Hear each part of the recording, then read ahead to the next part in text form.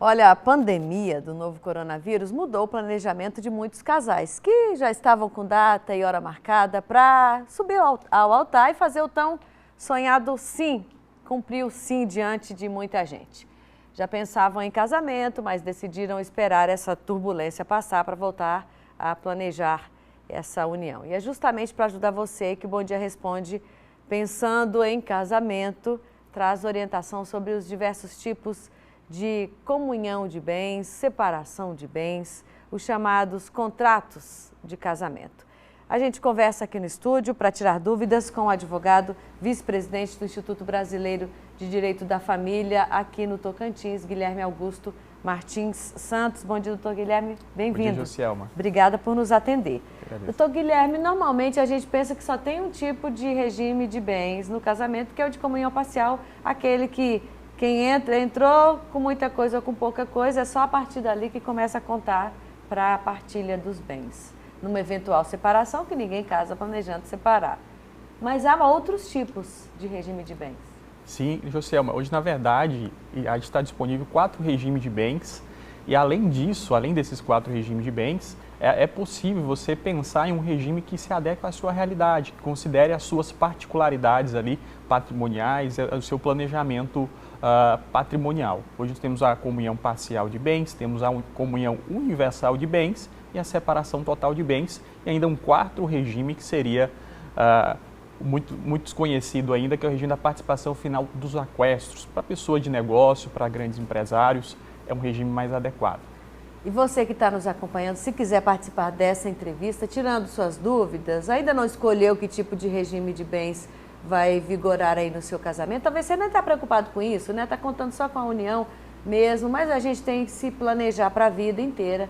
Quer saber mais? Então mande sua pergunta pelo QVT, WhatsApp ou nas redes sociais. O doutor Guilherme vai nos ajudar a entender melhor esse assunto. Para a gente explicar direitinho, o comunhão parcial de bens, doutor Guilherme, o que conta? Certo. O comunhão parcial de bens ele é aquele regime que ele pressupõe a partilha, a comunhão, é a expressão que a gente utiliza, que seria a comunicação de todos os bens que forem adquiridos durante o casamento. Existe uma exceção a essa regra, que são aqueles bens adquiridos ou por doação ou por herança, que continuará a ser exclusivo de cada um dos cônjuges. Ou seja, se eu cheguei para o casamento, tinha uma chacrinha que meu pai me deu, isso não vai ser dividido com meu marido, caso aquela relação termine, né? Exatamente. Isso não entra. Isso fica excluído dessa comunhão de patrimônio, isso mesmo. Agora, se eu tinha uma casa e aí meu marido chegando, começou a mexer na casa, organizar, fez um puxadinho, fez a piscina, a benfeitoria já entra nessa conta. Isso. Embora o bem continua sendo particular, continua sendo exclusivo daquele que já detinha ou recebeu por herança, todas as benfeitorias, todos os melhoramentos ali naquele patrimônio deverá ser considerado ao final dessa união, terá que se mensurar isso para que possa ser partilhado essa valorização. Certo, falamos então da comunhão parcial de bens. Agora a comunhão total de bens. Certo.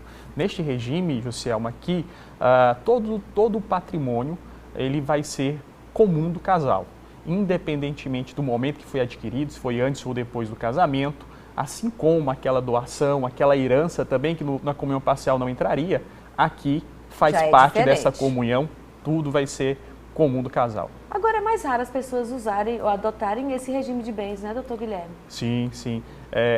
Tem mudado muito essa realidade, Josielma, em relação aos regimes de bens, porque existe uma certa burocracia para a escolha de qualquer regime diferente da comunhão parcial. Então, muitas vezes, essa burocracia acaba inibindo as pessoas de eleger outro regime. Mas tem melhorado os números, né, a escolha, as pessoas estão muito mais conscientes na definição do seu regime. Falando da separação, então na separação total de bens, nada entra. Tudo que foi adquirido, nada entra numa divisão. Isso. Essa então é aquela aquele regime onde o casal vai construir o seu patrimônio de forma independente. Então, não haveria qualquer comunicação, qualquer partilha num possível divórcio, separação deste patrimônio. Continuará sendo independente. Certo. Doutor Guilherme, há uma questão também, e aí, é claro, a gente fala de quem tem mais posses, de fazer um pacto pré-nupcial. O que consta, o que deve constar nesse pacto e por que normalmente ele é feito?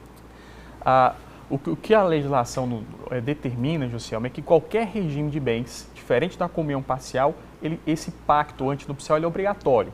Então, ele é pré-nupcial porque é antes do casamento. Então, neste contrato, que é feito por uma escritura pública, você tem que indicar o regime de bem diferente da comunhão parcial e ali permite você até mesmo trazer outras flexibilizações, outras exceções àquele regime, né? E hoje nós falamos, inclusive, Joselma, que esse pacto antinupcial ele pode estabelecer outras regras diferente das regras patrimoniais, como as regras existenciais, é possível também. A gente pode contar alguns exemplos nesta relação, como o casal definir como será o seu planejamento familiar, né? Quantos filhos? Pode até pôr isso também? Isso é possível, né? Dizer que cada um terá autonomia para a sua escolha religiosa.